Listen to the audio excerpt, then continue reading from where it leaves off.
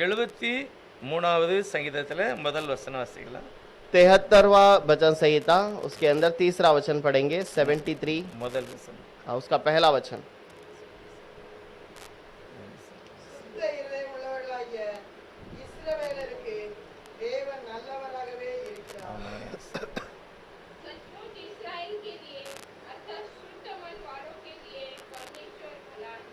கர்த்தருடைய நாமத்துக்கு மகிமை உண்டாகட்டும். प्रभु की नाम की महिमा हो. ஆசாப் என்கிற ஒரு பாடி மகிமைப்படுத்துகிற ஒரு கொயர் மாஸ்டர்னு சொல்லலாம். அப்படிப்பட்ட ஒரு மனிதன் சொல்லுகிறார். आसाप नामक एक भजन गाने वाला व्यक्ति है. उस प्रकार का वो उस व्यक्ति ने ये वचन कहता है. சொல்லுகிறார், சுத்த இருதயம் உள்ளவர்களாகிய இஸ்ரவேலுக்கு தேவன் நல்லவராகவே இருக்கிறார். वो कहता है शुद्ध मन वालों के लिए परमेश्वर भला है.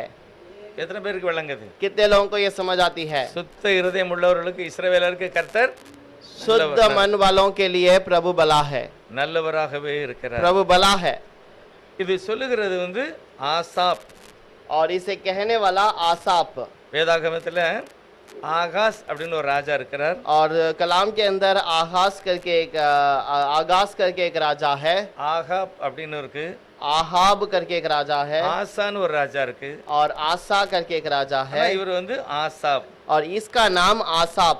இவர் தாவீது ராஜாவுடைய காலத்துல வாழ்ந்திருக்கிறார். और ये दाऊद राजा के समय में जीवन बिताने वाला व्यक्ति है. இவரை பற்றி நான் ஒரு வசனம் வாசிக்கலாம். 2 நாளாகமும் और इसके बारे में एक वचन पढ़ेंगे. दूसरा इतिहास 29வது வசனத்துல அதிகாரத்துல 30வது வசனம். और 29वां अध्याय के अंदर 30 वचन.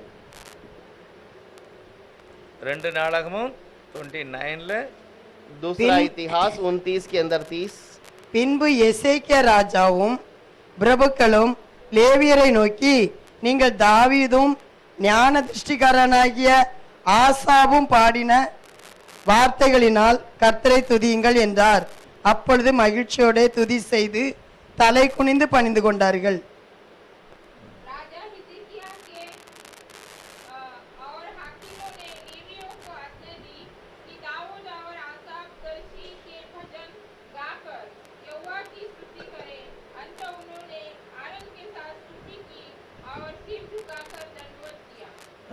எசேக்கியா ராஜா சொல்லுகிறார், एजेकिया राजा कहता है, ஆண்டவரை எப்படி நாம் மகிமைப்படுத்தணும் அப்படின்ட்டு. प्रभु को हमें कैसे धन्यवाद कहना है. தாவீது ராஜா எப்படி பாடினாரோ அப்படி. दाऊद राजा जैसा गीत गाया वैसे ही. ஞான திருஷ்டிக்காரனாகிய ஆசாப், அதாவது நல்ல दीर्घ दर्शन वरवुल्ल ஒரு மனிதன் ஆசாப். और ये जो आसाप है ये एक दर्शी है. उस परमेश्वर का दर्शी है करके लिखा है. அவங்க எப்படி பாடினாங்களோ அப்படிதான் நம்முடைய ஆண்டவர் என்ன செய்யணும், பாடி துதிக்க வேண்டும். उन्होंने जैसे उसकी गीत गाकर महिमा की वैसे ही हमें भी गाना है. இன்னொரு வசனம் கூட வாசிக்கலாம். और एक वचन भी पढ़ेंगे. 1 நாளாகமம் 16வது அதிகாரத்துல पहला इतिहास का 15वां अध्याय 16वां अध्याय 4வது वசனத்தை उसका 4था वचन.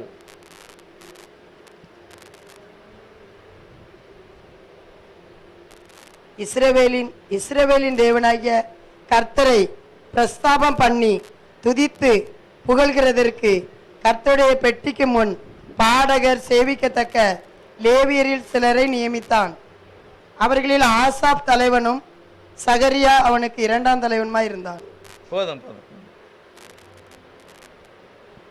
तब उसने कई लेवियों को इसीलिए ठहरा दिया कि यहोवा के संदूक के सामने सेवा टहल किया करे और इस्राएल के परमेश्वर यहोवा की चर्चा और उसका धन्यवाद और स्तुति किया करे. ஒரு சிலரை அவர் நியமிக்கிறார். और कुछ लोगों का वचन लेता है. அதுல முக்கியமா ஆசாப் தலைவனை கூட ஒரு பாடும்படி அனுமதிக்கிறார். और उस पर मुख्य जो है आसाप को वहां पर चुना हुआ है. இது தாவீது ராஜாவுடைய காலத்துல நடந்திருக்கு. और ये दाऊद राजा के समय पर हुआ है. இந்த 5வது அதிகார 5வது வசனத்துல கடைசில போட்டிருக்கு, ஆசாப் கை தாளங்களோடு கொட்டி அவரை ஆண்டவரை ஆராதித்தார். और यहाँ पर लिखा है कि आसाप झांझ बजाकर प्रभु का भजन गाता रहा கரங்களை தட்டி கர்த்தருடைய நாமத்தை ஆராதித்தார். और वो ताली बजाकर प्रभु की गीत महिमा करने लगा है। இவர் ஒரு சாதாரண மனிதன் அல்ல, அபிஷேகம் பெற்ற ஒரு மனிதன். और ये एक साधारण व्यक्ति नहीं बल्कि एक अभिषेक पाया हुआ व्यक्ति है। கரங்களை தட்டி நாம் கர்த்தரை ஆராதிக்கணும் அப்படின்னு சொல்லுகிறார். और ताली बजाकर प्रभु की महिमा गाना है करके कहता है। அவரும் நல்ல முழு இதயத்தோட அபிஷேகத்தோட தான் ஆராதனை செய்திருக்கார். और वो भी बहुत ही अभिषेक के साथ ही गीत गाया है। வேதாகமத்துல ரொம்ப முக்கியமான ஒரு மனிதன் ஆசாப். और कलाम के अंदर एक मुख्य व्यक्ति है आसाप।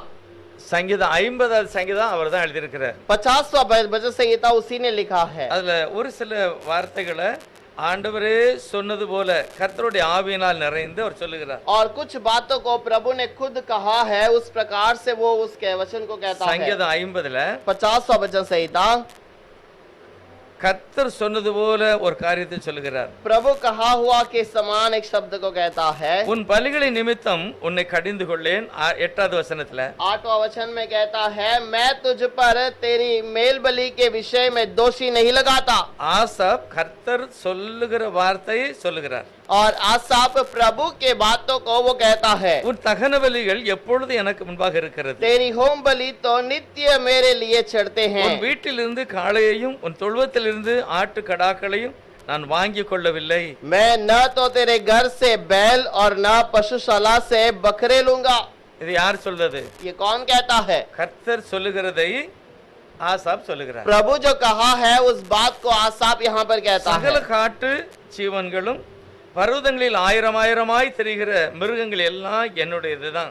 और सारे जो जीव जंतु है, सारे जंगल के पक्षियां हैं, सब कुछ मेरे ही है। மலைகளில் உள்ள எல்லா பறவைகள்லாம் நான் அறிந்திருக்கிறேன். और मैदान की सारी पक्षियों को मैं जानता हूँ। வெளியில நடமாடுகிற எல்லா மிருகங்களும் கூட என்னுடையதுதான். बाहर चलने फिरने वाले हर एक पशुओं को मैं पहचानता हूँ। நான் பசியா இருந்தால் உன்னிடத்துல நான் சொல்ல மாட்டேன் அப்படிங்கிற. यदि मैं भूखा होता तो मैं तुझसे नहीं कहता करके कहता है। தேவன் இந்த ஆசாப் தீர்க்கதரிசி மூலமா சொல்லுகிறார். और प्रभु आसाप के द्वारा उस बातों को कहता है। கர்த்தர் என்னதான் விரும்புகிறார்? प्रभु क्या चाहता है?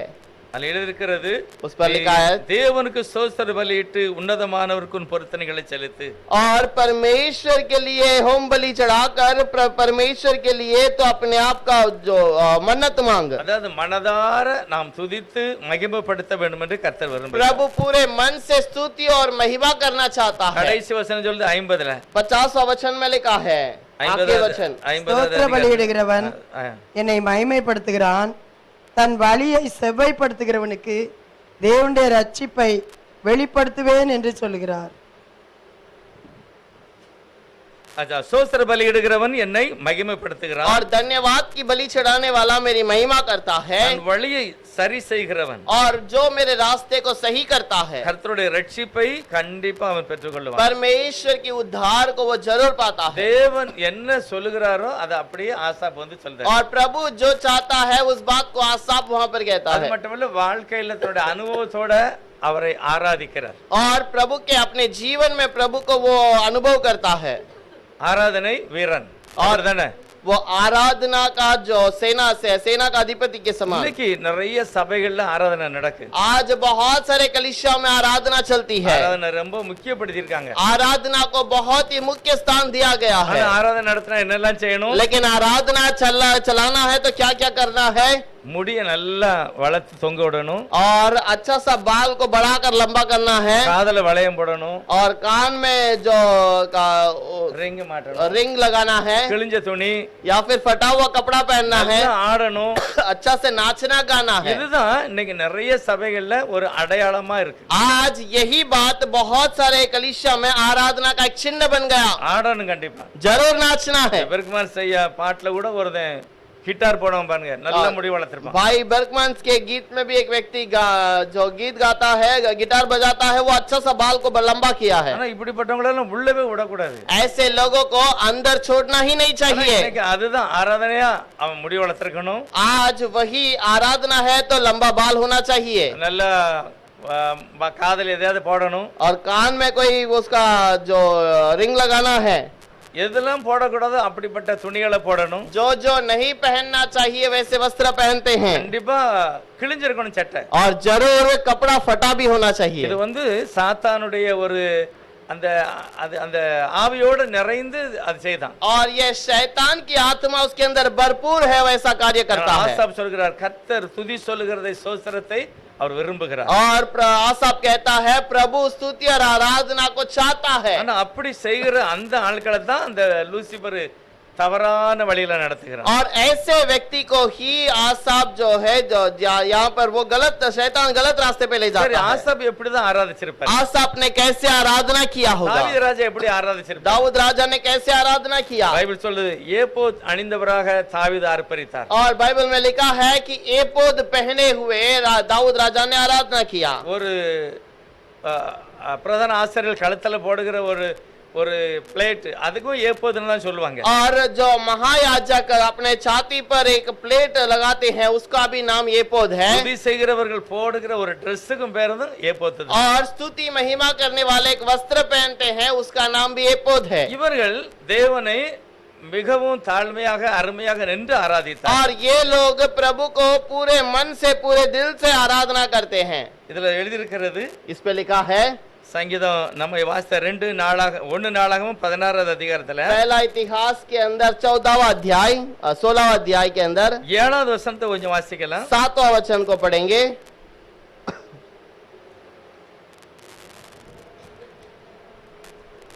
16 அப்படி ஆரம்பித்த அந்நாளிலே தானே கர்த்தருக்கு துதியாய் பாடும்படி தாவீது ஆசாபிடத்தில் அவன் சகோதரரிடத்திலும் கொடுத்த சங்கீதமாவது. हाँ। तब उसी दिन दाऊद ने यहोवा का धन्यवाद करने का काम आसाप और उसके भाइयों को सौंप दिया। தாவீது ஒரு சங்கீதத்தை சொல்லி இதை சொல்லி நீங்க பாடுங்க அப்படிங்கிறாரு. और दाऊद एक भजन संहिता को देकर कहता है इस पे गीत गाओ। 8ல இருந்து அது ஆரம்பிக்கும். 8वां वचन से उसका आरंभ होता है। கர்த்தரை துதித்து அவருடைய நாமத்தை பிரஸ்தாபமாக்குங்கள். और प्रभु की आराधना करो, उसकी नाम की बढ़ाई करो। அவருடைய செய்கைகள், ஆண்டவர் என்னெல்லாம் சொன்னாரோ அதை, அவர் என்ன செய்தாரோ நமக்கு அதை சொல்லி நீங்க அவரை துதிக்கணும். और प्रभु ने जो भी कार्य किया है उसे कहकर उसे धन्यवाद करो। அவருடைய அதிசயமானது சொல்லணும். और वो अद्भुत कहा करता है। அவருடைய பரிசுத்த தேவனை ஆராதிக்கணும். और पवित्र प्रभु की आराधना करना है। 105வது சங்கீதத்துல 105வது சங்கீதத்தை தான் அவங்க பாடி இருக்காங்க. 105 भजन संहिता को ही उन्होंने यहाँ पर गाया है। அந்த சங்கீதம் முழுவதுமே கர்த்தருடைய நாமத்தை உயர்த்தி மகிமைப்படுத்தும். और वो पूरे भजन संहिता के अंदर वो प्रभु के नाम की महिमा और बढ़ाई करते हैं। ஆராதனை வந்து அப்படிதான் இருக்கணும். आराधना ऐसे ही होनी चाहिए। தேவனை மகிமைப்படுத்துறது, प्रभु को महिमा करना। ஆண்டவர் இந்த உலகத்துல கழுதையில பவனி போகும்போது, और जब प्रभु यीशु इस दुनिया पर गधे के ऊपर बैठकर यात्रा किया, அவங்க எப்படி ஆர்ப்பரித்தாங்க? उन्होंने कैसे शब्दों से चिल्लाया। அவர் செய்த அதிசயத்தையும் அற்புதத்தையும் சொல்லி ஆர்ப்பரித்தாங்க. उसने जो अद्भुत काम किया था उसे बताकर उसको धन्यवाद करते थे। தேவன் எப்பொழுதுமே அதை விரும்புகிறார். और प्रभु हमेशा इस बात को चाहता है। நம்முடைய வாழ்க்கையிலும் கர்த்தர் என்ன செய்தாலும் சரி, அந்த அற்புதத்தை சொல்லி நாம் அவருக்கு நன்றி சொல்லணும். हमारे जीवन में भी प्रभु ने कोई भी काम क्यों ना किया हो, उस बात को बताकर धन्यवाद करें। ஆகவேதான் அவர் சொல்றாரு, சுத்த இருதயம் உள்ளவர்களுக்கு தேவன் நல்லவராகவே இருக்கிறார். और इसीलिए वो कहता है शुद्ध मन वालों के लिए प्रभु भला है। அப்ப சுத்த இருதயம் உள்ளவங்க என்ன செய்வாங்க? शुद्ध मन वाला क्या करता है? அவங்க எப்பவும் தேவனை துதிப்பார்கள், ஆர்ப்பரிப்பார்கள். और वो हमेशा प्रभु की स्तुति और महिमा करते அவருடைய हैं। மகிமை அவங்களுக்கு தெரியும். और वो उसकी महिमा को पहचानता है। இந்த ஆசாப் எப்படிப்பட்ட ஆளு? आसाप किस प्रकार का है? தெய்வத்தினுடைய ஆவியினால நிரம்பி ஆராதிக்கக்கூடியவர். और प्रभु की आत्मा से भरपूर होकर आराधना करता ஆனா है। ஒரு நாள் ஒரு வார்த்தை சொல்றாரு பாருங்க. एक बार एक बच्चा बातों को कहता है। சங்கீதம் 73வது சங்கீதத்துல भजन संहिता 77 के अंदर முதலாவது சொல்லுகிறார், சுத்த இருதயம் உள்ளவர்களாகிய இஸ்ரவேலருக்கு தேவன் நல்லவராகவே இருக்கிறார். 73 के अंदर वो कहता है शुद्ध मन वाला परमेश्वर का जो परमेश्वर के लिए प्यारा है। இரண்டாவது வசனம் என்ன சொல்லுது? दूसरा वचन में क्या लिखा है? ஆனாலும். फिर भी। ஆனாலும்னா என்ன அர்த்தம்?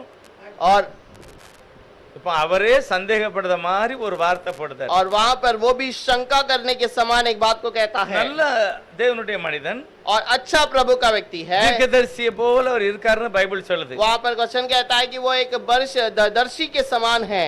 ஆனாலும் और यहाँ पर फिर என் भी கால்கள் தள்ளாடுகிறது, मेरे पैर डगमगाते हैं எனக்கு கொஞ்சம் சறுக்கலாக இருக்கிறது. और मुझे थोड़ा फिसलने के समान लगता है।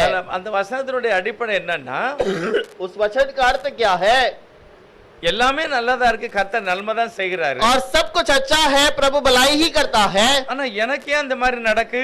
लेकिन मेरे लिए क्यों ऐसा होता है? அந்த மாதிரி ஒரு மன உளைச்சல் ஒரு வார்த்தை போடுகிறார். और मन में दुख होकर ऐसे बात को कहता है। அவர் சொல்றார், துன்மார்க்கரின் வாழ்வை நான் காண்கையில் और जब मैं दुष्टों को कुशल से देखता हूँ வீம்புக்காரராகி அவர்கள் மேல் பொறாமை கொண்டேன். और तब उन घमंडियों के विषय में मैं डाह करता रहा। நான் நல்ல ஆளுதான், मैं अच्छा व्यक्ति நான் हूँ, தெய்வத்தை ஆராதிக்கிறேன், मैं परमेश्वर की महिमा करता हूँ, கர்த்தர் நல்லவர். प्रभु भला है। ஆனா துன்மார்க்கனை பார்க்கேன், लेकिन जब एक दुष्ट को देखता हूँ அவனுக்கு ஒரு பிரச்சனையே இல்ல. उसको कोई समस्या है ही नहीं, ஒரு உபாசம் கிடையாது, ஒரு ஜெபம் கிடையாது, ना कोई उपवास करता है, ना कोई प्रार्थना करता है, தெய்வ பயம் கிடையாது, ना कोई परमेश्वर का भय है, ஒண்ணுமே அவனுக்கு கிடையாது. उसके पास कुछ भी नहीं है। ஆனா மரணம் பரியந்தம் அவங்களுக்கு ஒரு பிரச்சனை இல்ல. लेकिन मरण तक उसको कोई चिंता है ही नहीं, அவருடைய பலன் உறுதியாக இருக்கிறது. और उसका सामर्थ्य बहुत ही ताकतवर है, நரர் படும் வருத்தத்தில் அகப்படல.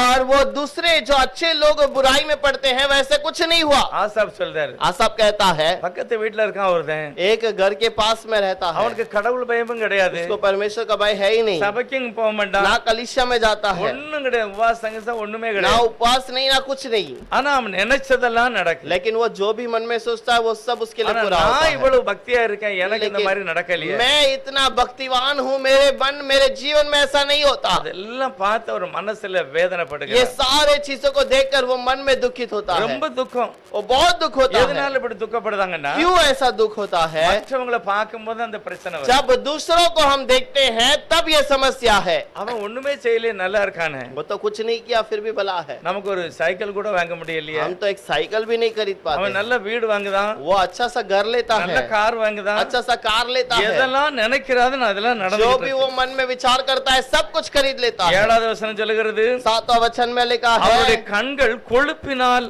எடுப்பாய் பார்க்கிறது, और उनकी आंखें चर्बी से झलकती है, அவங்க விரும்பதை காட்டிலும் அதிகமாக நடக்கிறது. और उनका मन से सोचने से बढ़कर उनके जीवन में होता है। அப்படிதான் நடக்க எல்லா ऐसा பக்கமும். ही होता है बहुत सारे जगह पर। ஆசாப் தேவனுடைய ஆவியில நிரம்பப்பட்டிருந்தார். आसा परमेश्वर के भवन में भरा हुआ था, அக்கம் பக்கத்தில் உள்ள ஆட்களை பார்த்த உடனே அவருக்கே பொறுக்கல, आसपास के लोगों को देखकर वो खुद सहन नहीं कर पाया, அவருக்கு ரொம்ப வருத்தமா இருக்கு, और उसको बहुत दुख हुआ, நான் நினைச்சது நடக்கலையே. और मैं जो सोचा वो नहीं हुआ। ஆனா அந்த தெய்வ பயம் இல்லாதவனுக்கு என்னெல்லாமோ நடக்கும். जो परमेश्वर का भय मानता ही नहीं उसके जीवन में सब कुछ सफल होता है। நம்மள நிறைய பேரு அப்படி நினைச்சிருக்கோம். हम में से बहुत सारे लोग ऐसे सोचते हैं। நம்ம யாரெல்லாம் அப்படி நினைச்சிருக்கோம்? हमने कितने लोगों ने ऐसे सोचा है, அவங்க என்னெல்லாமோ செய்தான் எனக்கு, और कुछ भी बुराई करता है तो भी भलाई होता है। நம்ம ஜெபம் பண்ணிருக்கோம், हम प्रार्थना करते हैं, ஞானஸ்தானம் எடுக்கோம், हम बपतिस्मा लिए हैं, என்னெல்லாமோ கர்த்தருக்காக கொடுக்கும் உழைக்கும், ஆனா ஒண்ணுமே நடக்கலையே. हम प्रभु के लिए देते हैं, कुछ भी करते हैं, लेकिन हमारे लिए नहीं हुआ। ஆனா ஆசாப்பு கூட இந்த மாதிரி தான் நினைக்கிறேன், आसाफ भी ऐसे ही सोचता है, அவரால முடியல. मुझसे उससे तो அவர் सहन नहीं சொல்றாரு, हुआ। என் கால் சறுக்குகிறது, நான் விழுதேன், என்னால முடியல वो அப்படிங்கிறார். कहता है मैं डगमगाता हूँ, खड़ा नहीं रह पाता। அடுத்து அவர் என்ன சொல்றாரு பாருங்க, और वो आगे क्या कहता है அவங்க देखिए, மனம் போல வாழுகிறார்கள். वो अपने मन मर्जी से जीवन बिताते हैं। 9வது வசன வாசிப்போம், 9वां वचन पढ़ेंगे। 73வது சங்கீதத்துல, தங்கள் வாய் வானமட்டும் எட்ட பேசுகிறார்கள், அவர்கள் நாவு பூமி எங்கும் உலாவுகிறது. वे मानो स्वर्ग में बैठे हुए बोलते हैं और वे पृथ्वी में बोलते फिरते हैं। அவங்களுடைய வாய் உலகமே எல்லாத்தையும் அலசி பேசிடுறாங்க. और उसका मुंह से दुनिया की सारे बातों का शब्द निकलता இது है। நிறைய பேருக்கு விளங்கல, बहुत लोगों को समझ में नहीं आता। என்னதான் நடக்கு, பக்கத்து வீடுகள் எல்லாம் நல்லா, அவங்க ஒண்ணுமே கிடையாது, ஜெபம் கிடையாது, ஒண்ணும் கிடையாது. और ये क्यों ऐसे हो रहा है? आसपास में किसी के घर पे प्रार्थना भी नहीं होता। நிறைய கிறிஸ்தவ வீட்டுக்குள்ளேயும் இப்படிதான், बहुत सारे मसीहा के लोगों के जीवन में மனம் ऐसा போல है। உடுத்துவாங்க, மனம் போல என்னெல்லாமோ செய்வாங்க. मन मर्जी से पहनते हैं, मन मर्जी से जो करना है करते हैं, அந்த வேதாகமத்தில் உள்ளது நிறைய காரியத்தை ஏற்றுக்கொள்ள மாட்டாங்க, लेकिन कलाम की बहुत बातों को विश्वास नहीं करते। போவாங்க வருவாங்க, जाते हैं आते हैं, ஆனால் அந்த தேவனுக்கு மேல ஒரு பற்று இருக்காது. लेकिन परमेश्वर के ऊपर का वो भरोसा नहीं ஆனா रहता। உபாசத்தோடு வாழுகிற ஜனத்துக்கு வேதனையா இருக்கு. लेकिन उपवास के साथ रहने वालों को वो दुख होता है। நான் நல்ல உபாசம் பண்ணி என்னெல்லாமோ ஜெபம் பண்ணுறேன், मैं अच्छा उपवास करके प्रार्थना करता ஆனா हूँ நான் நினைச்சது நடக்கல. मैं जो सोचता हूँ नहीं होता நான் நினைச்சது எனக்கு கைகூடி வரல. और मैं जो सोचता हूँ वो मेरे जीवन में என்னால सफल नहीं முடியவே होता। இல்ல. मुझसे होता ही नहीं। அவர் சொல்லுகிறார், ஆசாப் சொல்றாரு, आसाफ कहता है இது தேவனுக்கு எப்படி தெரியும்? ये प्रभु को कैसे पता? உன்னதமானவருக்கு இதை பற்றி அறிவு உண்டா? स्वर्गीय परमेश्वर को क्या वो जानता है? இதெல்லாம் துன்மார்க்கன் பேசுகிறான். ये सब दुष्ट बात करता है ஏதோ அவர்கள் துன்மார்க்கர். और ये तो दुष्ट लोग हैं அவங்க எப்படியெல்லாமோ நினைச்சு எப்படியெல்லாமோ பொருளையும் பணத்தையும் சேர்க்கிறார்கள். और वो कुछ कैसे कैसे विचार करते हैं, उसके कारण वो धन दौलत को इकट्ठा करते हैं। 13வது வசனம் சொல்றாரு, 13 वचन में लिखा है, நான் விருதாவாகவே என் இருதயத்தை சுத்தம் பண்ணினேன். क्या निश्चय मैं अपने हृदय को व्यर्थ शुद्ध किया? நான் ஞானஸ்நானம் எடுத்தது, நான் வேதம் வாசிக்கிறது, நான் ஜெபம் எடுத்தது ஒரு பிரயோஜனம் கிடையாது. और मैं बपतिस्मा लेना, मैं प्रार्थना करना और उसका कोई लाभ नहीं। என் இருதயத்தை நான் சுத்தமா வச்சது கூட எனக்கு பிரயோஜனம் இல்லை. मेरा मन को मैंने शुद्ध रखा, वो भी कोई लाभ என்னுடைய नहीं। கைகளை நான் சுத்தமா வச்சிருக்கேன், பிரயோஜனமே இல்லை. मेरे हाथ को मैंने शुद्ध किया, इसका कोई लाभ नहीं। ஆசாப் அந்த மாதிரி ஒரு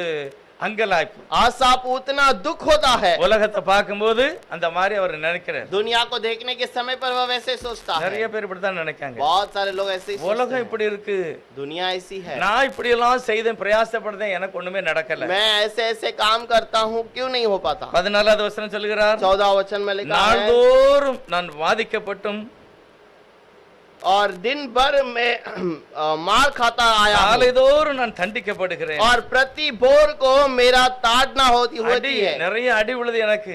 और सुबह मुझे मार पड़ती है, என்னால முடியல. मुझसे नहीं होता।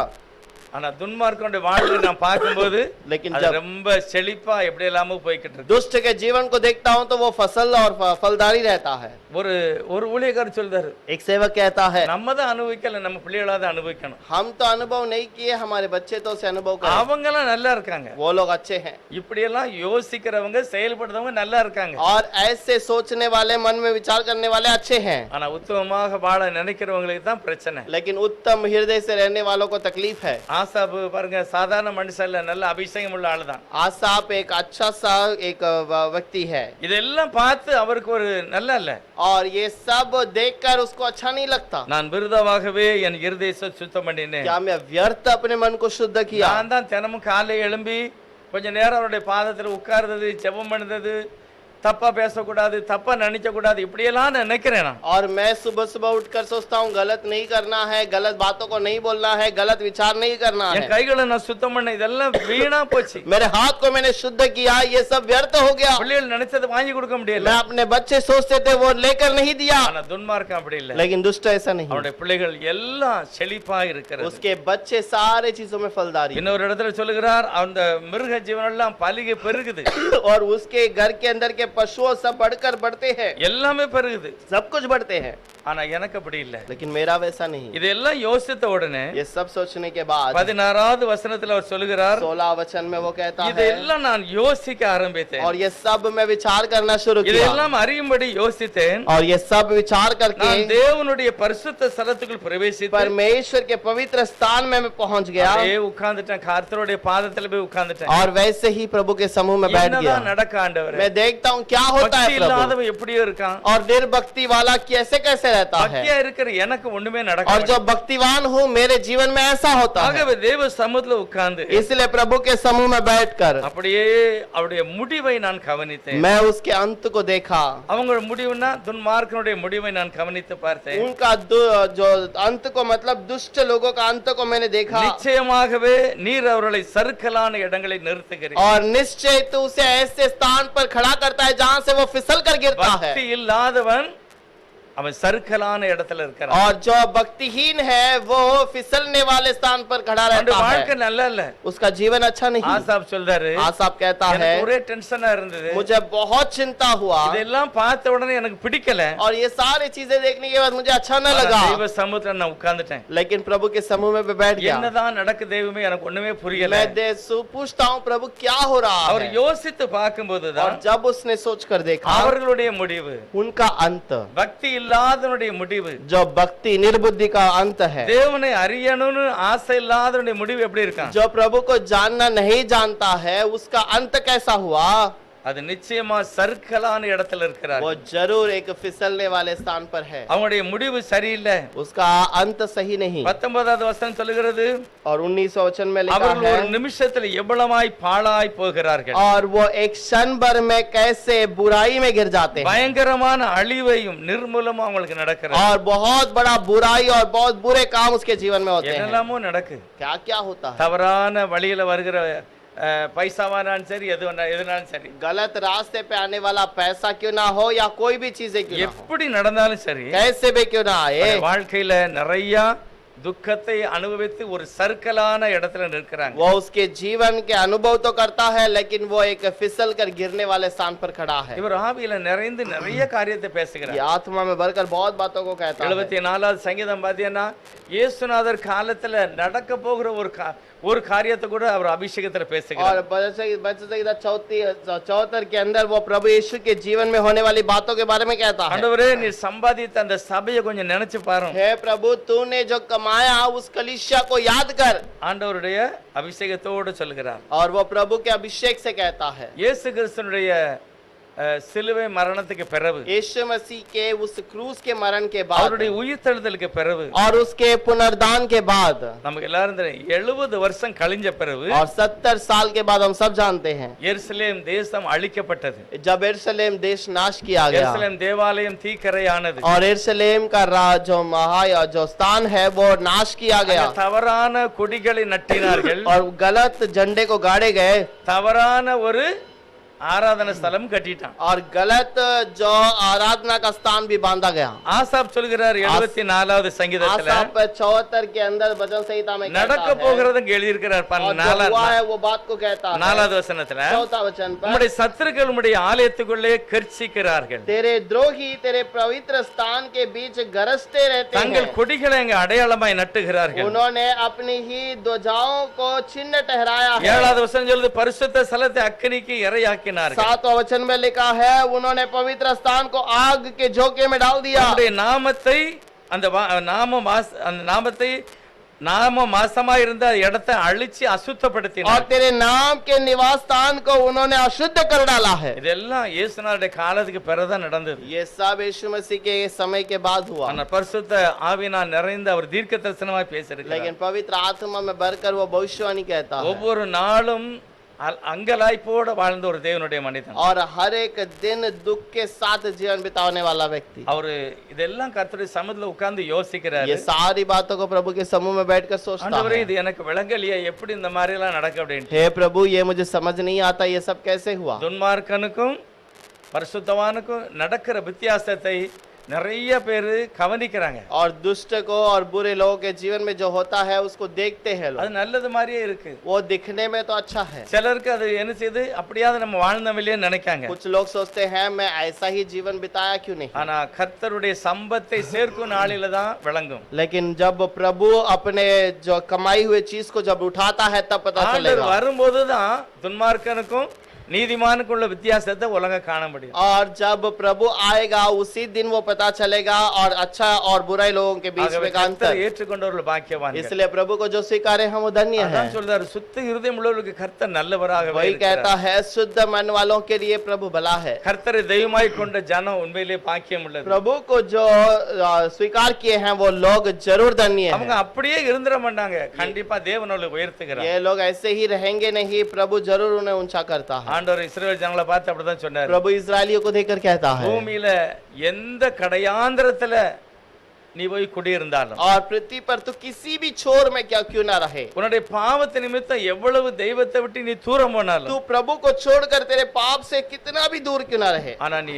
நோக்கி பார்த்தா நிச்சயமாக உன்னை சேர்த்துக் கொள்ளும் तू அப்படிங்கிற अगर मुड़कर प्रभु की ओर देखे तो जरूर तुझे इकट्ठा कर लेगा अपने தேவனுடைய साथ। ஜனங்களை அவர் எப்பொழுதும் சேர்த்துக்கொள்ள எப்பொழுதும் அவருடைய கை நீட்டப்பட்டிருக்கு. और प्रभु का हाथ हमेशा बड़ा हुआ है कि ताकि हमें उसकी ओर खींच लाए। சங்கீதம் 73:22 வசனத்துல भजन संहिता 73 के अंदर ஆசாப் என்ன சொல்றாரு தெரியுமா? 23वां वचन पर आसाफ நான் क्या कहता காரியம் है? அறியாத மூடனானேன், और तो भी मैं निरंतर तेरे संग मैं 22वां वचन, मैं तो पशु सरी का था, அதாவது நான் காரியத்தை புரிந்து கொள்ளாம மிருக மாதிரி இருந்திருக்கு. और मैं समझता नहीं था, एक पशु के शरीर का था, கொஞ்சம் நான் அதை யோசிக்கல. मैं उसको सोचा ही नहीं। ஆனாலும் நான் எப்பொழுதும் உம்மோடு இருக்கிறேன். और हमेशा मैं तेरे संग हूँ। ஆண்டவரே நான் உம்மோடு இருக்கிறேன். हे प्रभु, मैं तेरे संग हमेशा ஆனா हूँ। அவன் அப்படி இல்ல. लेकिन वो वैसा नहीं। உமது வலதுகரம் என்னுடைய வலதுகரத்தை பிடிக்கிறது. और तेरा दाहिना हाथ मेरे दाहिने हाथ को पकड़ता உம்முடைய है। ஆலோசனையின்படியே நீர் என்னை நடத்துகிறீர். और तेरी जो उपदेश के अनुसार तू मुझे चलाता है। 24வது வசனத்தை எல்லாரும் சேர்ந்து வாசிக்கணும். 24வது வசனம். 24वां वचन को हम सब लोग मिलकर யாரெல்லாம் पढ़ेंगे। கர்த்தரை முழு இதயத்தோட நம்புகிறோமோ, जो भी परमेश्वर को पूरे हृदय से मानते हैं, அவர் சொல்லுகிறார், वो कहता है உம்முடைய ஆலோசனையின்படி तू सम्मति देता हुआ என்னை நடத்தி मेरी अगुवाई करेगा முடிவிலே और तब मेरी என்னை महिमा மகிமையிலே ஏற்றுக்கொள்ளும். करके मुझको अपने आप पास में ले लेगा। ஆசாப் சொல்றாரு, आसाप कहता ஐயா है, உலகம் எப்படி இல்லாம இருக்கு, दुनिया किस किस प्रकार का ஆனா है, நான் அப்படி இல்ல. लेकिन मैं ऐसा नहीं। உம்முடைய ஆலோசனையின்படியே நான் और நடத்தப்படுகிறேன். तेरी अगुवाई के अनुसार मैं चलाया गया। கடைசில और आखिर में முடிவிலே என்ன நடக்குமா? आखिर में क्या होगा? உம்முடைய மகிமையிலே நீர் என்னை ஏற்றுக்கொள்ளுவீர். तेरी महिमा में तू मुझे उठाएगा। அதுதான் யோபு சொல்றாரு. और इसी के बारे में अय्यूब कहता है, எனக்குள்ள எல்லாமே நஷ்டப்பட்டு போச்சு, मेरे अंदर सब कुछ नष्ट हो गया என்னுடைய சரீரம் எல்லாம் அழுகி போச்சு. और मेरा सारा शरीर नाश हो गया। ஆனா ஒரே ஒரு காரியத்தை நான் விசுவாசிக்கிறேன், एक बात को मैं भरोसा करता என்னை हूँ, மீட்கிறவர், என்னை மீட்பர் और मेरा छुटकारा देने वाला இந்த உலகத்துல ஒரு நாள் நிப்பார். वो इस दुनिया में एक दिन खड़ा रहेगा। அவர் நிற்கும் போது என்னுடைய இழந்த மகிமை நான் திரும்ப பெற்றுக் கொள்ளுவேன். और जिस दिन वो खड़ा रहेगा, उस दिन मैं अपना खोया हुआ महिमा को फिर से என்னுடைய पाऊंगा அழுகி போன சரீரம் மாற்றப்படும். और मेरा नाशवान शरीर बदल जाएगा। என்னுடைய சொந்த கண்ணால் அந்த மீட்பரை பார்ப்பேன். और मैं अपनी आंखों से मेरे छुटकारे देने वाले को देखूंगा। யோபு சொல்கிறார் அப்படி, अय्यूब कहता है என்னை ऐसे, மீட்கிறவரை நான் காண்பேன். मेरा छुड़ाने वाले को मैं देखूंगा। வேதாகமத்தில் अनेक இடங்கள்ல மீட்பர் யார்தான் மீட்பர்? और जो बहुत सारी जगह पर छुटकारा देने वाला करके लिखा தேவனே है, மனிதனாக வந்து மீட்கிறவராய் और நிற்கிறார். प्रभु खुद मनुष्य के रूप में आकर उद्धार देने वाला है। ஆண்டவராக இயேசுதான் மீட்பர். और प्रभु यीशु ही छुटकारा देने वाला है। சொல்லும்போது சொல்லுகிறார், என் கரத்திலிருந்து உன்னை யாருமே மீட்க முடியாது. और वो कहता है कि मेरे हाथ से तुझे कोई बचा नहीं सकता। யோபு சொல்லுகிறாரு, என் மீட்பரை நான் பார்ப்பேன். अय्यूब कहता है, मेरे छुड़ाने वाले को मैं देखूंगा। பார்த்தாரா? देखा क्या? பார்த்தாரா? क्या उसने देखा? மத்தேயு 27வது அதிகாரத்துல मत्ती के 27वें वचन के अंदर 50வது வசனத்துல அப்படிதான் எழுதி இருக்கிறது. 27वें अध्याय के 50वें वचन में ऐसे लिखा है, மகா சத்தமாய் ஜீவனை और விட்டார். जब उसने ऊंचे शब्द से अपने प्राण त्यागा, மரணமடைந்த பரிசுத்தவான்கள் உயிரோடு எழுந்து வெளியே வந்தார்கள். जो मरण हुए थे वो सारे पवित्र लोग जी उठे हैं। யோபெல்லாம் வெளியே வந்தாச்சு. अय्यूब बाहर निकल गया है। பரிசுத்த நகரத்திலே எருசலேமிலே காணப்பட்டார்கள். पवित्र नगर में यरूशलेम में दिखाई दिए। அடிமைத்தனத்திலிருந்து கர்த்தர் வெளியே கொண்டு வந்தார். गुलामी के अंदर से प्रभु ने उन्हें बाहर निकाला है। இயேசுவை தரிசித்தார். जब यीशु को दर्शन किया, எல்லா பரிசுத்தவான்களும் பார்த்தாங்க. सारे पवित्र लोगों ने देखा। அதுல எழுதி இருக்கிறது, அவர் உயிரோடு எழுந்த பிறகு, उस पर लिखा है वो जी उठने के बाद, இயேசு கிறிஸ்து தான் முதற் பலன். यीशु मसीह ही पहला फल है। அவர் ஜீவனை விடும்போது அந்த சாத்தானுடைய அதிகாரத்தை விட்டு வெளியே வந்தாங்க. जब उसने जीवन दे दिया तो वो शैतान के अधिकार से बाहर निकल आए। யார் வெளியே வந்தது? कौन बाहर आया? எல்லா பரிசுத்தவான்களும் சாத்தானுடைய கையிலிருந்து வெளியே வந்தார். सारे पवित्र लोग परमेश्वर के हाथ से छुटकारा, शैतान के हाथ से छुटकारा पाए। மரணத்துக்கு அதிகாரியாகிய சாத்தானை விட்டு அவன் வெளியே வந்தாங்க. मरण के अधिकारी शैतान से छुटकारा पाए। ஆனால் இயேசு உயிரோடு எழுந்த பிறகு, लेकिन यीशु जी उठने के बाद இவர்கள் எல்லாரும் கல்லறைகளை விட்டு வெளியே ये வந்தார்கள். सब खबरों को छोड़कर बाहर आ गए। அப்பதான் சொல்றாரு, என் மீட்பர் உயிரோடு எழுந்திருப்பார். जब ये कहता है कि मेरा छुटकारा देने वाला நானே जी பார்ப்பேன், उठेगा, என் சொந்த கண்ணினால मैं देखूंगा, मेरी आंखें देखेगी। அதுதான் முடிவிலே நான் மகிமையாக அவரோடு இருப்பேன். अंत में मैं उस प्रभु के साथ रहूंगा। அடுத்து அவர் என்ன சொல்றாரு பாருங்க. आखिर में वो क्या कहता है? உம்முடைய ஆலோசனையின்படி என்னை நீர் நடத்துகிறீர். और तेरे चलाने के अनुसार तूने मुझे चलाया முடிவிலே है। என்னை மகிமையிலே ஏற்றுக்கொள்ளுவீர். आखिर में तुझे महिमा में तुझे उठा लेगा। பரலோகத்தில் உம்மை அல்லாமல் எனக்கு யார் உண்டு? स्वर्ग में मेरा और कौन है? பூலோகத்திலே உம்மை தவிர எனக்கு வேற விருப்பமும் இல்லை. तेरे संग रहते हुए मैं पृथ्वी पर और कुछ नहीं चाहता। அவர் தெய்வ சமூகத்துல உட்காரும் போதுதான் அவருக்கு விளங்கி இருக்கு और प्रभु के समूह में बैठने के समय पर उसने छाना உலகத்துல என்ன நடந்துகிட்டு இருக்கு, दुनिया में क्या हो रहा है, எனக்கு என்ன நடக்கும், अब क्या होगा, நான் பக்தியா இருந்து என்ன பிரயோஜனம், और भक्ति होकर मैं क्या करूं, தெய்வத்தை முழு இதயத்தோட நான் நம்பினதுனால எனக்கு என்ன லாபம். प्रभु को पूरे मन से जानने के कारण मेरा क्या लाभ है। ஆசாப்புக்கு புரிஞ்சு போச்சு, आसाप को समझ आ गई, என்னுடைய வாழ்க்கை தேவனுக்கு முன்பாக சுத்த இதயத்தோட இருக்கும். मेरा जीवन को प्रभु के समूह में शुद्ध मन के साथ அவர் रहेगा, முடிவிலே என்னை அவரோட சேர்த்து और கொள்ளுவார். अंत में वो मुझे उसके साथ रखेगा। யாராவது வாசிக்கலாம் 26வது வசனம். 26वां वचन पढ़ेंगे। என் என் மாம்சமும் என் இருதயமும் ஆண்டு போகிறது, தேவன் என்றென்றைக்கும் என் இருதயத்தின் கண்மலையும் என் பங்குமாயிருக்கிறார்.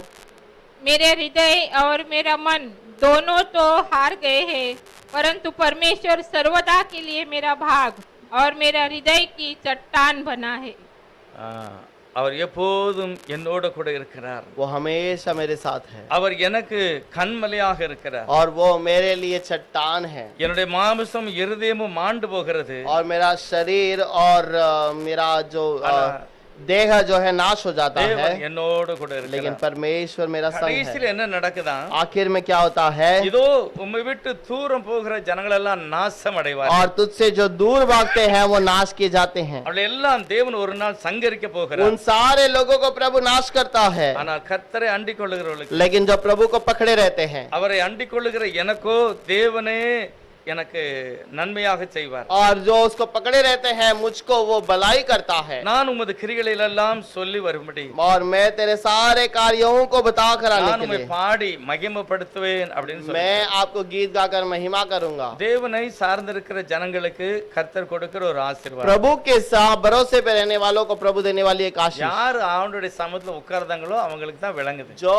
प्रभु के समूह में बैठते हैं उन्हें समझ में आएगी, இல்லைன்னா வெளியே பார்த்தாச்சுன்னா அப்படிதான் நடக்கும், நினைவு வரும். नहीं तो बाहर देखेंगे तो हमें वही पूरा ही याद आएगा। நான் இவ்வளவுதான் பிரயாசப்பட்டும் இப்படி ஜெபம் பண்ணி எனக்கு என்ன பிரயோஜனம், मैं इतना मेहनत करके इतना प्रार्थना करके क्या लाभ हुआ, என் இருதயத்தை நான் வீணான் அப்படி வச்சுட்டேனோ, और मेरे मन को क्या मैं व्यर्थ में रख दिया। அர்த்தோதர் என் இருதயம் உமக்கு முன்பாக நான் சுத்தமா இருந்தது வீணாய் போச்சோ, और मेरा मन तेरे समूह में रहने का कारण क्या व्यर्थ चला गया, என்னுடைய கைகளை நான் வீணா சுத்தமா வச்சுட்டேனோ, और मैं अपने मन को क्या शुद्ध करके रख दिया हूँ। அப்படி இல்ல, தேவன் எல்லாவற்றையும் கவனிக்கிறார். और प्रभु सारा सब कुछ जानता है। கர்த்தருடைய வசனம் சொல்லுகிறது, प्रभु का वचन कहता है, ஆண்டவர் அந்த மார்த்தாள் மரியாளுடைய வீட்டுல பேசிக்கிட்டு இருக்கும்போது प्रभु मार्ता और मरियम के घर पर जब बातें करता है, மார்த்தாள் வந்து ரொம்ப ஆவேசப்படுகிறாள். मार्ता जो है बहुत ही दुख होती है। ஆண்டவரே நான் நிறைய வேலை பார்க்கேன், हे प्रभु मैं तो बहुत काम करती हूँ, எல்லாம் ஒத்தையில தான் நான் பாத்துக்கிட்டு இருக்கேன், सब कुछ मैं अकेला ही करती என்னால हूँ, முடியல, मुझसे नहीं हो पाता। நீங்களாவது சொல்லக்கூடாதா மரியாள் வந்து எனக்கு உதவி செய்யும்படி. थोड़ा आप कहकर दिखाइए कि मरियम मेरे साथ आकर करे। ஆனால் ஆண்டவர் சொல்லுகிறார், और प्रभु कहता है, மரியாள் தன்னை விட்டு எடுக்காத நல்ல ஒரு இடத்தை நல்ல பங்கை அவள் தெரிந்து கொண்டார். मरियम ने एक अच्छा सा बाग को अपने लिए चुन लिया है जो அப்படி उसे என்ன छीना नहीं जा ஒரு सकता। விசேஷம்? ऐसी कौन सी बात है, அப்படி என்ன அவள் விசேஷத்தை தெரிஞ்சுக்கிட்டா, ऐसी कौन सी बात को उसने जान लिया, ஆண்டவருடைய வசனத்தை கேட்கிறதுல தியானிக்கிறதுல முக்கியமா இருந்தார். और प्रभु के वचन को ध्यान करने में पढ़ने में वो माहिर थी, அதுதான் தேவனுடைய விருப்பமா இருந்தது. और वो ही प्रभु का इच्छा था। மார்த்தாளை பார்த்து சொல்கிறார், मार्ता को देखकर நீ कहती நிறைய है, என்னெல்லாமோ என்னத்தையெல்லாமோ நினைச்சு நீ என்ன செய்த கவலைப்பட்டு கலங்குகிறார். बहुत बातों के बारे में तू चिंता करती रहती है, ஆனால் மரியாள் தன்னை விட்டு எடுபடாத ஒரு நல்ல பங்கை நல்ல இடத்தை அவள் தெரிந்து கொண்டாள். मरियम अपने अंदर एक अच्छा बाग को चुन ली है जो कोई छीन नहीं सकता। ஆண்டவருடைய மரண நேரத்துல और प्रभु के मरण के समय அவருடைய पर உயிர் தெழுதல்ல उसके पुनर्दान में கடைசி வரைக்கும் இந்த மரியாளுடைய அந்த தரிசனத்தை நாம் பார்க்க முடியும். और मरियम की उस दर्शन को हम बार बार देख सकते हैं। தேவனுடைய வார்த்தையில நிரப்பப்பட்டவர்கள், प्रभु के आत्मा में भरे हुए लोग, ஆண்டவருடைய வசனத்துல நடந்தவங்க, प्रभु के आत्मा वचन के अंदर चलने वाले, அவருடைய வாழ்க்கை எல்லாமே வித்தியாசமா தான் இருக்கு. उनका जीवन सब अलग है। ஆபிரகாம் ஈசாக்கு யாக்கோபு எல்லாம் பார்க்கும்போது अब्राहम इसहाक और याकूब को அவங்க देखने के समय காலத்துல पर என்னெல்லாமோ நடந்தது உலகத்துல, उनके जीवन में क्या क्या बातें हुई थी என்னெல்லாமோ துன்மார்க்கமா நடந்தாங்க. और बहुत बुरी चीजें हुई थी, ஆனா பரிசுத்தவானுடைய பிள்ளைகள் எல்லா விதத்திலும் கவனமா பூரணமாக இருந்தார். लेकिन पवित्र लोग सारे चीजों में वो भले थे। யாக்கோபனுடைய நடவடிக்கை எல்லாம் பார்க்கும்போது और जब याकूब के चाल चलन को हम देखते हैं, எந்த இடத்துக்கு போனாலும் அவர் தேவனோடு சஞ்சரித்தவராய் இருந்தார். कोई भी स्थान में क्यों ना जाए वो प्रभु के साथ में वो हमेशा रहता हुआ, संगति में रहता நல்ல हुआ दिखा। சாட்சியான குடும்பம். अच्छा गवाही का जीवन। அப்படிப்பட்ட குடும்பத்தை தான் கர்த்தர் தெரிந்து கொண்டு அந்த வம்சத்துல மனிதனாக பிறக்கிறார். और वैसे वंश को चुनकर ही प्रभु वहां पर जन्म அவர் लेता है। மகிமையான காரியங்களை செய்கிறார். वो महिमा के कार्य को करता இந்த है। ஆசாப் 12 சங்கீதத்தை எழுதியிருக்கிறார். 12 भजन संहिता को लिखा है। 73ல இருந்து 83 वரைக்கும் அவர் தான் எழுதியிருக்கிறார். और 73 से लेकर 83 तक उसी ने लिखा है। 83வது சங்கீதம் 83 भजन संहिता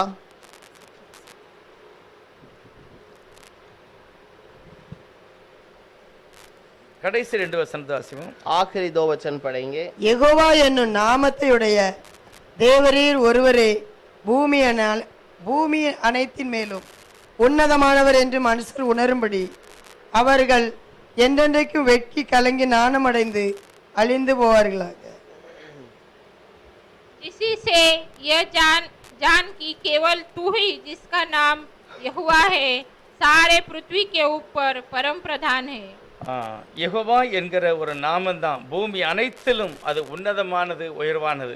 यहोवा का एक ही नाम है जो सारे पृथ्वी पर ऊंचा नाम है। அதை உணர்ந்தவர்கள் பாக்கியவான்கள். और जिससे वो समझते हैं वो धन्य है। அதை அறியாதவர் வெட்கப்பட்டு அழிந்து நாணமடைவார்கள். और जो नहीं समझते हैं वो लज्जा होंगे और घबराएंगे। ஓசியா தீர்க்கதரிசி கூட இந்த காரியத்தை சொல்லுகிறார். होशे भविष्यवक्ता की किताब में भी ये बातों के बारे में लिखा है। ஓசியா தீர்க்கதரிசி 12வது அதிகாரம் होशे भविष्यवक्ता का किताब 12वां अध्याय 5வது வசனத்தை பார்ப்போம்னா, अगर उसका 5वां वचन देखें, கர்த்தராகிய அவர் சேனைகளின் தேவன், और सेनाओं का परमेश्वर वो महान परमेश्वर है, அவர்தான் யெகோவா. और वही यहोवा அவரே है। நாம் எல்லாருக்காகவும் நம்மை மீட்டுக் கொள்வதற்காக உலகத்துல வந்து இறங்கினவர். और वही हम हर एक के लिए पृथ्वी पर उतर कर आया है।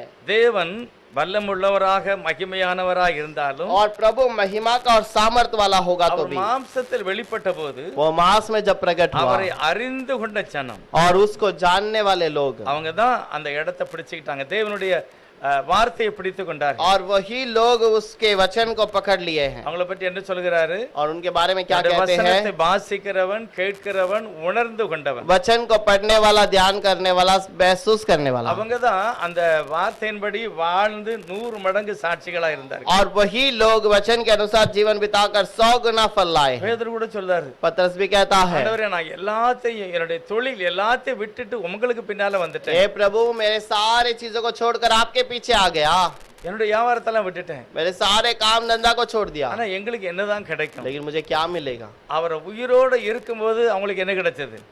जीवित रहने के समय पर उन्हें क्या क्या मिला? இயேசுநாதர் கூடவே அலைஞ்சாங்க பாருங்க 11 சீசர்மார். और यीशु मसीह के साथ चलने वाले जो 12 चेले थे, அவங்களுக்கு ஒரு குறைவு இல்லை, எல்லாம் उनको கிடைச்சது. कोई कमी घटी नहीं थी, सब कुछ मिला। ஆனா உலகத்தை போல அவங்க எதையுமே சொகுசாக வாழ்ந்து அனுபவிக்கல. लेकिन दुनिया के समान वो क्या सारे चीजों को अनुभव नहीं किए, உலகத்தன போல அவங்க வாழல, दुनिया के समान जीवन नहीं बिताए, நினைச்சபடி எல்லாம் வாழல. और अपने मन मर्जी से नहीं बिताए। ஆண்டவர் எங்க போனாரோ அங்க அவங்க போறாங்க. जहाँ प्रभु गया वहाँ पर वो लोग भी அவர் गए, கப்பல்ல போனா கப்பல்ல, और वो जहाज पे जाता है तो जहाज पे, நடந்து போனா நடந்து, वो चल कर जाएगा तो அவர் चल कर, கூடவே இருந்ததுனாலதான் उसके साथ में ही रहे इसलिए ஆண்டவர் சொல்கிறார் நித்திய ஜீவன் உங்களுக்கு கிடைக்கும். प्रभु कहता है नित्य जीवन तुम्हें मिलेगा, ஒரு நாளும் உங்களை என் கரத்திலிருந்து ஒருவனும் பறிக்க முடியாது. तुम्हें मेरे हाथ से कोई छीन नहीं सकता। அப்படிப்பட்ட மகிமையை தேவன் தன்னுடைய ஜனங்களுக்கு கொடுத்தார். और वैसे ही महिमा को प्रभु अपने लोगों को देता ஆனா है। ஆசாப் எவ்வளவுதான் ஒரு பெரிய அபிஷேகம் பெற்ற மனுஷனா लेकिन இருந்தாலும், आज सब कितना भी महिमा का व्यक्ति की पाया क्यों नहीं இருதயம் हो, உள்ள இஸ்ரவேலருக்கு தேவன் நல்லவர் தான்.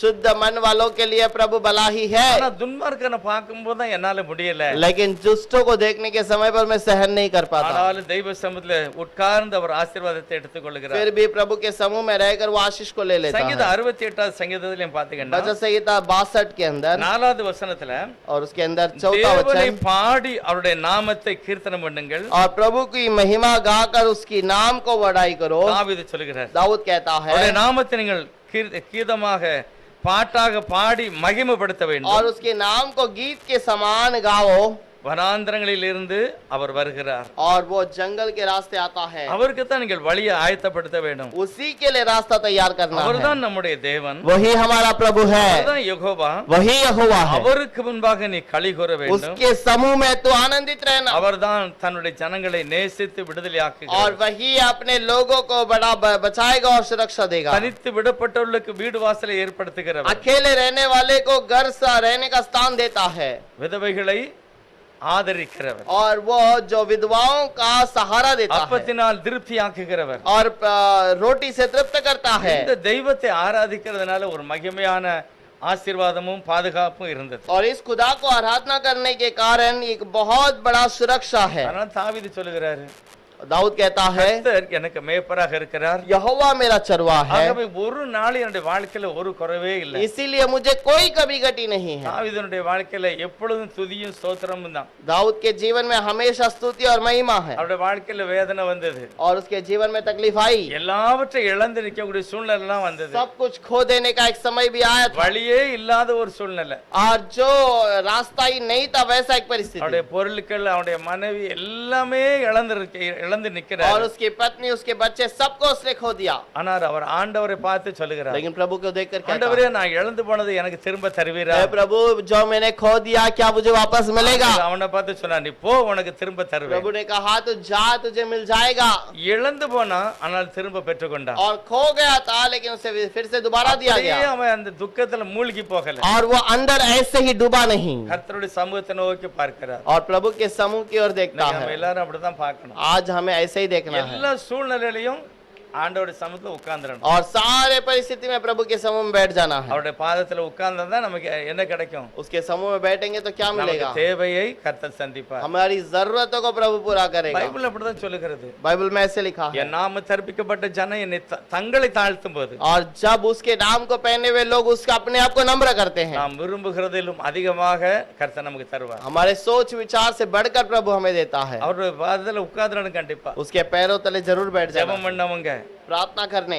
எலியா என்ன சொன்னார் தெரியுமா? एलिया ने क्या कहा? நான் சேனைகளின் தேவனுக்கு முன்பாக எப்பொழுதும் நிற்கிறவன், मैं सेनाओं का यहोवा के सामने सम्मुख में हमेशा खड़ा रहता हूं, ஆகவே நான் என்ன சொன்னமோ அதுதான் நடக்கும். इसलिए मैं जो कहूंगा वो होगा। உலகம் என்னமும் செய்யட்டும், दुनिया कुछ भी क्यों ना कहे, நான் தேவ சமூகத்தில் நிற்கிறபடினால் मैं प्रभु के सामने खड़ा हूं, इसलिए நான் சொன்னதுதான் நடக்கும். मैं जो कहूंगा वही होगा। அப்படிப்பட்ட ஒரு சேலஞ்சோட வாழுகிற மனிதர்கள் தான் தேவனால் நடத்தப்படுகிறவர். और वैसे चैलेंज के साथ रहने वाले ही प्रभु के समूह में रहते हैं, அவங்க எதையும் பார்த்து மனம் மடிவாயிடக்கூடாது. और किसी भी चीज को देखकर मन में दुख नहीं होना चाहिए। யாரையோ பார்த்து ஐயோ அவங்க எல்லாம் இப்படி இருக்காங்களே நான் இப்படி இல்லையே அப்படின்னு நினைச்சிடக்கூடாது. किसी और को देखकर वो तो अच्छे हैं मैं ऐसा नहीं हूं करके सोचना नहीं தேவனுடைய चाहिए। பிள்ளைகள் கர்த்தருடைய சமூகத்தை நோக்கி பார்க்கணும். प्रभु का बच्चे प्रभु की समूह की ओर देखें। தாவீது அப்படிதான் சொல்கிறார், दाऊद ऐसे ही कहता है, ஆண்டவரே, நான் சுத்த இருதயத்தோடு நடந்து கொள்வேன், हे प्रभु मैं शुद्ध मन के साथ चलता உத்தம हूं, இருதயத்தோடு நடந்து கொள்வேன், और उत्तम हृदय के साथ चलता हूं। அதிகாலை நான் எழும்பி உம்முடைய நாமத்தை ஆராதிப்பேன். सुबह सुबह में मैं आपके नाम की आराधना करता அந்த हूं, பிரசன்னம் என்னை விட்டு போயிடவே आपकी கூடாது. प्रशंसा मुझसे दूर ना हो தாவீதுடைய जाए। வாழ்க்கையில பாருங்க எப்படி ஒரு தாழ்ந்த ஒரு வேலை, அவருடைய வேலை दाऊद के जीवन में एक नम्रता का जीवन, சாதாரண ஒரு வேலை தான். एक साधारण जीवन, அந்த வேலையிலும் தேவன் அவரை மகிமைப்படுத்தினபடினார் उस काम के अंदर भी उसने प्रभु की महिमा की के வேலை कारण செய்தார். ஆனாலும் கர்த்தரை ஆராதித்து மகிமைப்படுத்தினார். काम तो कर रहा था लेकिन प्रभु की आराधना और महिमा कर அவருடைய रहा था। முடிவு எவ்வளவு மகிமையாக இருந்து பாருங்க. उसका अंत कितना महिमा का हो गया। இயேசுவானவர் மாம்சத்தில் வரும் பொழுதும் கூட தாவீதின் குமாரனாக அழைக்கப்பட்டார். और यीशु मसीह जब देह में आया था तभी भी वो दाऊद का पुत्र कहलाया என் गया, இருதயத்துக்கு ஏற்றவன் என்று சொல்லுகிறார். और मेरा मन के लिए प्यारा है करके कहा। தாவீதுடைய வாழ்க்கையில அதிகமா அவர் சொல்றாரு, நான் உம்முடைய வாசற்படியில காத்திருப்பதை நாடுவேன். दाऊद के जीवन में हमेशा कहा जाता है कि तेरे दरवाजे के चौखट पर मैं रहना ही इच्छा करता हूँ, நீர் செய்ததை நான் சொல்லி பாடுவேன். और आपने जो कहा है उसे मैं गाऊंगा। நான் எப்பவுமே துதித்து மகிமைப்படுவேன். मैं हमेशा स्तुति महिमा அவர் करूंगा, எப்பொழுதும் என் வலது பக்கத்துல और வைத்திருக்கிறார். उसे मैं हमेशा अपने दाहिने ओर रखा ஆகவே हूं, நான் அசைக்கப்படுவதில்லை. और इसलिए मैं डगमगाऊंगा नहीं। ஆனா ஆசாப் சொல்லுகிறார், நல்லவர் தான், लेकिन आसाफ कहता है अच्छी बात तो है, ஆனால் உலகத்தை பார்க்கும்போது என் கால் சறுக்குகிறது. लेकिन दुनिया को देखने के समय पर मेरा நான் पैर हिल யோசித்த जाता போது है। கர்த்தர் எனக்கு சரியான அந்த வழியை காண்பித்தார். जब विचार किया तो प्रभु ने मुझे सही रास्ते को दिखाया ஆகவே நான் அவருக்குள் சாட்சியா இருக்கிறேன். और इसलिए मैं उसके लिए महिमा में रहता हूँ நான் ஒரு காரியம் அறியாத ஒரு மனுஷனை போல நடந்துக்கிட்டேன். और मैं एक कार्य को नहीं जानने वाला व्यक्ति के समान बदल தெய்வ गया சமூகத்துல நான் உட்காரும் போது கர்த்தர் எனக்கு வெளிப்படுத்துகிறார். लेकिन प्रभु के समूह में मैं बैठने के समय पर प्रभु मुझे அவருடைய चलाता है முடிவு சறுக்கி போகிற ஒரு இத போல ஒரு கல்லு சறுக்கி விழுந்த மாதிரி விழுந்துட்டு. और उसका जो कमर है वो फिसल कर गिरने के समान हो ஆனா गया கர்த்தருடைய ஆலோசனையின்படி நடந்த அந்த மனிதன் लेकिन प्रभु के योजना के अनुसार चलने वाला वो व्यक्ति முடிவிலே நான் மகிமையாக கர்த்தருடைய சமூகத்தில் ஏற்றுக்கொள்ளப்பட்டேன். अंत में प्रभु के समूह में वो चुना गया அதுதான் ஆசீர்வாதம் பாருங்க. वही तो आशीष है ஆனா கர்த்தருடைய அந்த பிரசன்னத்தை நாடுகிறவர்கள் பாக்கியவான். और प्रभु के समूह में उसको ढूंढ कर जाने वाले धन्य हैं கர்த்தர் அப்படி அதுக்காக தான் அழைத்திருக்கிறார். हम सबको प्रभु ने इसीलिए बुलाया है எதையோ அங்கங்க பார்த்து என்ன செய்ய கூடாது, சோர்ந்துற கூடாது. यहाँ वहाँ किसी चीज को देखकर भटकना नहीं உலகம் அப்படிதான் चाहिए இருக்கும். दुनिया ऐसे ही रहेगी என்னெல்லாமோ எதெல்லாம் செய்யக்கூடாது அதெல்லாம் செய்வாங்க. जो जो नहीं करना चाहिए वो करते हैं நிறைய கிறிஸ்தவங்க கூட இப்படி இருக்காங்க பாருங்க.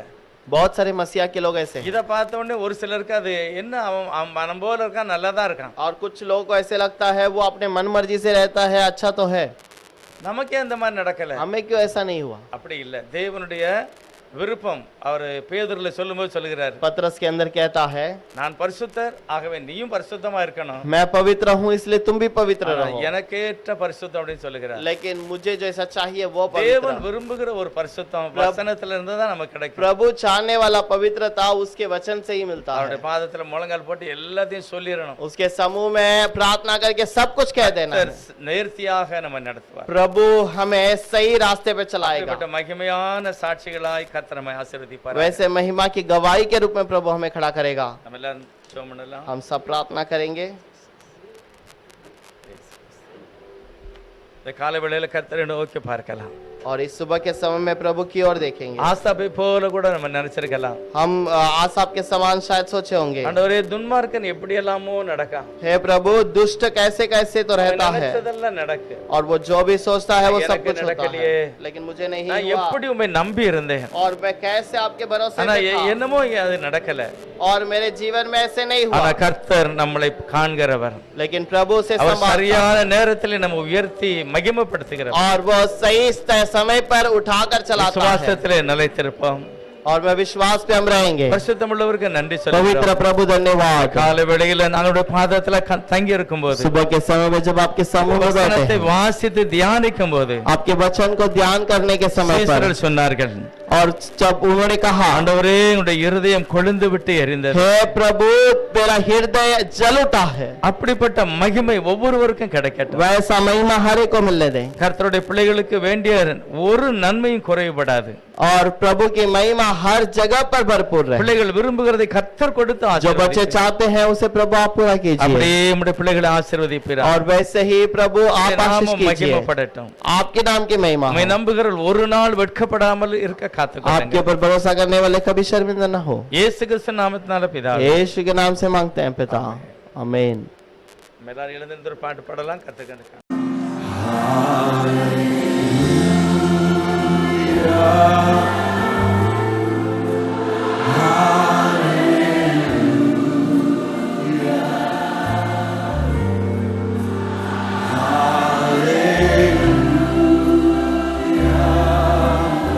Thank you, Jesus. Hallelujah.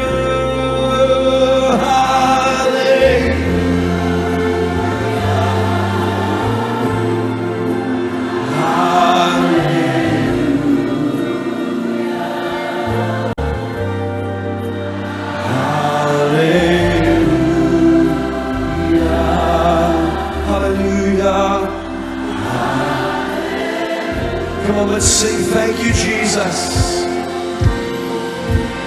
Thank you, Jesus. Thank you, Jesus.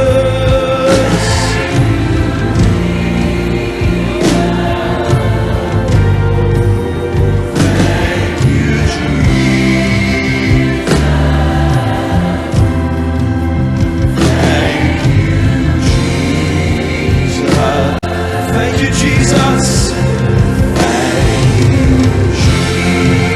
Jesus.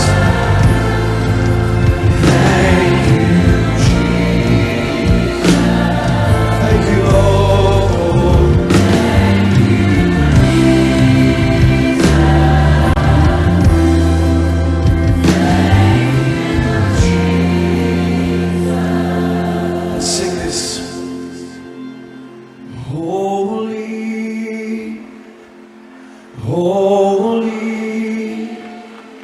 are you,